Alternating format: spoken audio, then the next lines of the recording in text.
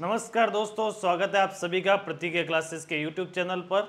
इस वीडियो के माध्यम से हम जानेंगे कि राजस्थान कोऑपरेटिव एग्जाम जो 2023 में होना है, जो 2023 में वैकेंसी निकली है और एग्जाम 2024 मार्च के लगभग ये एग्जाम होना है, जिसके अंदर पोस्ट आई है सीनियर मैनेजर की, प्रोग्रामर और बैंकिंग असिस्टेंट की। उसमें एक अहम पोर्शन आता है जो कि मैनेजर और सीनियर मैनेजर के लिए बहुत इंपॉर्टेंट है और बैंकिंग असिस्टेंट के लिए भी इंपॉर्टेंट है। वो पोर्शन है अपने पास राजस्थान कोऑपरेटिव एक्ट। ठीक है, राजस्थान कोऑपरेटिव एक्ट और इससे जुड़े कुछ टॉपिक्स है। तो हम देखते हैं वो टॉपिक्स क्या क्या है और उन टॉपिक्स को कहाँ से पढ़ना है और उन टॉपिक्स का मतलब क्या है। तो वो सब हम यहाँ पे डिस्कस करने वाले हैं इस छोटे से वीडियो के माध्यम से। ठीक है, चलिए देखते हैं क्या है वो टॉपिक्स और राजस्थान कोऑपरेटिव एक्ट क्या है, राजस्थान कोऑपरेटिव एक्ट के बारे में हम क्या जानकारी प्राप्त कर सकते हैं इस वीडियो से। ठीक है, चलिए वीडियो को शुरू करने से पहले मैं एक चीज आपको बता दूं कि जो राजस्थान कोऑपरेटिव बैंक में सीनियर मैनेजर और मैनेजर की पोस्ट है, आप सबको पता ही होगा। उसके लिए ये जो पोर्शन है वो 40 क्वेश्चन आएंगे और 40 मार्क्स का आएंगे। कितने?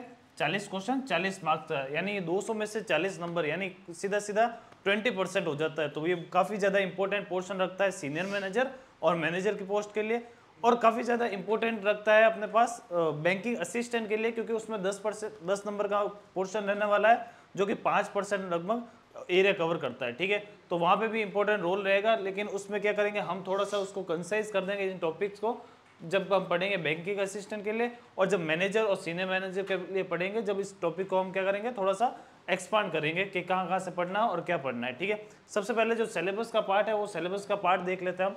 तो सिलेबस में जो सबसे पहला पार्ट दे रखा अपन को बोला है कि राजस्थान कोऑपरेटिव एक्ट जो 2001 का पोर्शन है और रूल जो 2003 का पोर्शन है, ये वाला है। तो ये अपन को पढ़ के जाना है। अब आप जब चेक करोगे इंटरनेट के थ्रू इसमें राजस्थान कोऑपरेटिव एक्ट की, आप राजस्थान कोऑपरेटिव सोसाइटी की वेबसाइट पे जाओगे और ये एक्ट डाउनलोड करोगे तो आप चेक करोगे वहाँ पे कि ये दोनों पोर्शन लगभग 200 पेजेस का पोर्शन है, यानी एक बुकलेट है, बराबर एक बुक से जैसा है। ठीक है, तो इसको अपन क्या करेंगे थोड़ा कंसाइज करेंगे, देखेंगे कि लास्ट ईयर कहाँ से क्वेश्चन पूछे गए थे जो 2019 के अंदर थी वैकेंसी वहाँ पे, और इस साल कैसे क्वेश्चन आ सकते हैं। तो वो हम थोड़ा सा उसको कंसाइज करके आपको नोट्स वहाँ पे उपलब्ध करवाएंगे। ठीक है, चलिए इसके बाद एक स्ट्रक्चर का है, सिंपल सा स्ट्रक्चर ऑफ राजस्थान कोऑपरेटिव। ठीक है, राजस्थान जो कोऑपरेटिव सोसाइटी है उसका स्ट्रक्चर कैसा है, कैसे वो वर्क करता है, ये सब चीज़ें हम यहाँ पे इस पॉइंट के अंदर देखेंगे। उसके बाद जो अपने पास मेन पोर्शन स्टार्ट होता है, जो इसका इसी को थोड़ा एक्सपांड करके लिखा हुआ वो पोर्शन कैसा है कि silent provision of Rajasthan cooperative society act and rules. यानी आपको जो एक्ट और रूल्स है, ये एक्ट और रूल्स ये पूरा नहीं पढ़ना है आपको, इसमें से कुछ कुछ इंपॉर्टेंट फीचर्स पढ़ने हैं। इंपॉर्टेंट फीचर्स क्या क्या हो सकते हैं या कहाँ से क्वेश्चन बन सकता है और क्या जानकारी आपको होना ही जरूरी है। ठीक है, तो वो वहां से क्वेश्चन पूछ सकते हैं, इसलिए वो पढ़ के जाएंगे अपन। उसके बाद में क्या है कि सिंपल सा बोला आपको फंडामेंटल ऑफ बैंकिंग। क्या बोला? फंडामेंटल ऑफ बैंकिंग, यानी जो बैंकिंग सिस्टम अपने पास है, जो नेशनलाइज बैंक है वो वाला सिस्टम, जो रूरल बैंक का सिस्टम है, जो नाबार्ड का है, जो अपने पास कोऑपरेटिव बैंकिंग का जो सिस्टम है, उस पूरे सिस्टम का उसका फंडामेंटल चेक करेंगे कि कैसे ये बैंक्स अपने पास सामने आए, कैसे इनका डेवलपमेंट हुआ, वो सब हम यहाँ पे चेक करेंगे। उनकी हिस्ट्री क्या रही है क्या नहीं, वो सब इस टॉपिक से अंदर देखेंगे। ठीक है, सेकंड जो अपने पास रहने वाला है वो कोऑपरेटिव बैंकिंग के बारे में, कि कोऑपरेटिव बैंकिंग क्या है, कोऑपरेटिव बैंकिंग कैसे वर्क करती है, क्या स्ट्रक्चर है इसका, क्या प्रोज है, क्या कौन से इसके, क्या लाभ है, क्या हानियां है इसकी। तो वो सब हम इस टॉपिक के अंदर देखेंगे, कोऑपरेटिव बैंक के बारे में सभी कुछ। ठीक है, फिर बाद में आता है टॉपिक एक कोर बैंकिंग का। कोर बैंकिंग में क्या करेंगे अपन, नेशनलाइज बैंक पढ़ेंगे। नेशनलाइज बैंक में जो अब देखो कोर बैंकिंग होता है क्या, कोर बैंकिंग क्या करता है कि जैसे कस्टमर्स को कैसे हेल्प मिल सकती है बैंकिंग के द्वारा, या कैसे एफिशिएंट बनाते हैं बैंकिंग को, तो वो सारे फंडामेंटल जो रूल्स है वो किस में आते हैं, कोर बैंकिंग के अंदर आ जाएंगे। तो वो अपन पढ़ेंगे। जैसे कि मान लो मैं बोलूँ आपको एटीएम मशीन, तो एटीएम मशीन क्या है कि कस्टमर्स के लिए एक अच्छा उपाय है ताकि वो क्या करे, बैंकिंग सिस्टम को इजीली क्या कर सके, अडेप्ट कर सके या उसको अच्छे से देख सके, इसलिए वो कोर बैंकिंग के अंदर ऐसी फैसिलिटीज अपन पढ़ेंगे कोर बैंकिंग के अंदर। ठीक है, एक फैसिलिटी और आती है मोबाइल ब्रांच बैंकिंग। ठीक है, मोबाइल ब्रांच बैंकिंग अब क्या होता है, मोबाइल ब्रांच बैंकिंग नाम से ही पता चल रहा होगा, सिंपल है ये तो। जैसे ऐसी बैंकिंग जिसमें क्या हो, ब्रांच मोबाइल कर सकती है, मोबाइल यानी एक जगह से दूसरी जगह ट्रांसफर की जा सकती है, उसे बोलते हैं मोबाइल ब्रांच बैंकिंग। ये भी अच्छा कंसेप्ट है कस्टमर्स के लिए। ठीक है, तो ये डेवलपमेंट भी अपन इसके अंदर पढ़ेंगे। नेक्स्ट जो टॉपिक रहने वाला वो क्या है, ब्रांचलेस बैंकिंग। ब्रांचलेस बैंकिंग क्या है, जिसकी ब्रांच वगैरह नहीं होती, यानी सिंपल सा क्या है वो इंटरनेट बैंकिंग भी हो सकता है, या फिर क्या हो सकता है जैसे यूपीआई हो गया, तो यूपीआई भी फाइनेंशियल का एक तरह से ब्रांचलेस बैंकिंग है।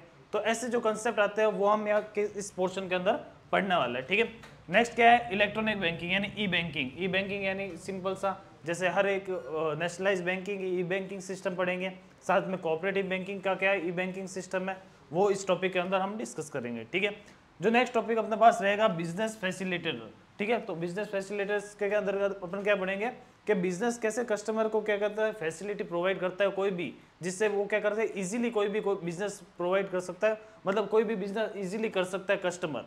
तो वैसे जैसे लोन की फैसिलिटी होगी, ठीक है, बिजनेस करने के लिए लोन की फैसिलिटी, वो सब हम क्या पढ़ेंगे इसके अंदर पढ़ेंगे, जैसे बिजनेस करस्पॉन्डेंस वगैरह एफसी और बीसी के अंदर। ठीक है, फिर है फाइनेंशियली इंक्लूजन, और फाइनेंशियली इंक्लूजन के साथ देखेंगे माइक्रो फाइनेंस वगैरह। माइक्रो फाइनेंस का भी हम थोड़ा सा पोर्शन इसके अंदर डिस्कस करेंगे, क्या होता है माइक्रो फाइनेंस, और इसको ज़्यादा हम क्या करेंगे एक्सपांड करके पढ़ेंगे। ठीक है, उसके बाद क्या है BR एक्ट, यानी क्या है बैंकिंग, जो बैंकिंग का एक्ट है, ठीक है, बैंकिंग रिजर्व एक्ट वो है।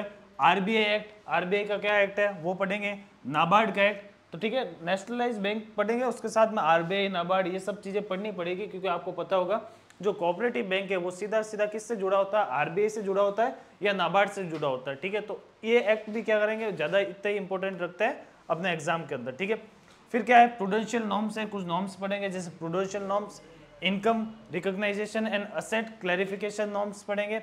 फिर capital to risk weightage asset ratio, capital to risk weightage ratio ये पढ़ेंगे। CRR SLR ये तो आपको पता ही होगा, CLR SLR वगैरह ये अपन इसके अंदर डिस्कस करेंगे।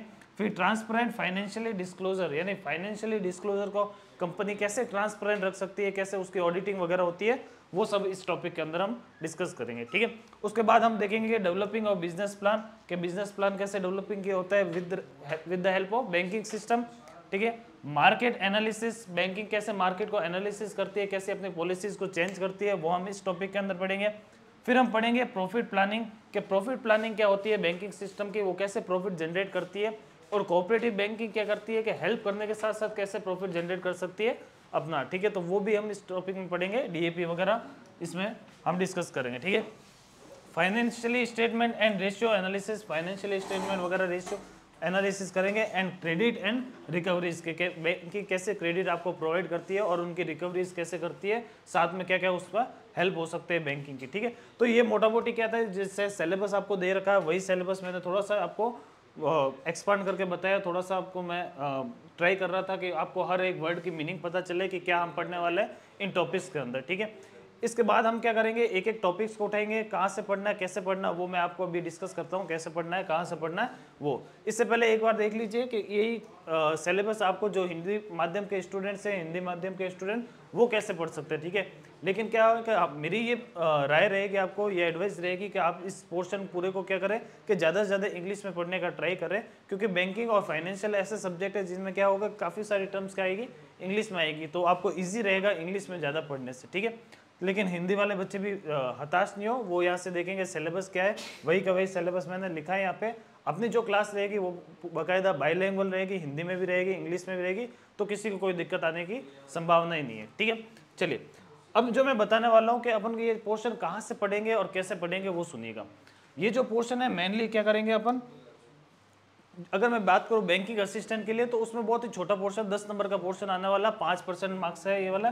तो हम क्या करेंगे इन टॉपिक्स की ओनली क्या देखेंगे, डेफिनेशन देखेंगे, इनके प्रोज और कॉन्स देखेंगे, और उसमें क्या हो सकता है मान लो किसी को एक्सपांड करना हो, कोई रूल्स अगर याद करना हो तो वो रूल्स याद करेंगे। एक छोटी सी PDF में आपको प्रोवाइड कराऊंगा 10-15 पेजेस की, वो आप पढ़ के जाइएगा, उसमें से क्वेश्चन बन जाएगा आपका। लास्ट ईयर भी ऐसे ही बना था जो 2019 का एग्जाम मैंने दिया था। ठीक है, चलिए उसके बाद जो हम पढ़ने वाले हैं बैंकिंग सीनियर मैनेजर और मैनेजर के लिए, तो वो क्या करेंगे हम हर एक टॉपिक को क्या करेंगे एक्सपांड करेंगे। और कैसे एक्सपांड करेंगे, मान लो आप जैसे मैं एक एग्जांपल ले रहा हूँ, राजस्थान कोऑपरेटिव एक्ट 2001 दे रखा है। ठीक है, ये लगभग 200 पेज की PDF है, इसको हम क्या करेंगे छोटी करके 20 पेज में आपको लेके आएंगे, और वो आपको बाईलैंग्वेज में प्रोवाइड करवा के आपको बताएंगे कि इस फीचर के अंदर क्या है, और बहुत ही इजी टर्म्स में, ताकि आपको समझना पड़ेगा, वो रट नहीं सकते आप, बहुत ही बड़ा सिलेबस है, इसको 20% के लिए आप रट नहीं पाओगे, इसलिए आपको समझना ही पड़ेगा। ठीक है, तो और अगर मैं बात करूँ बुक की आपको, क्योंकि आप अगर चाहेंगे कि कौन सी बुक से पढ़े हम कैसे पढ़े, तो इस पूरे सिलेबस के लिए कोई भी अभी बुक अवेलेबल नहीं है मार्केट के अंदर,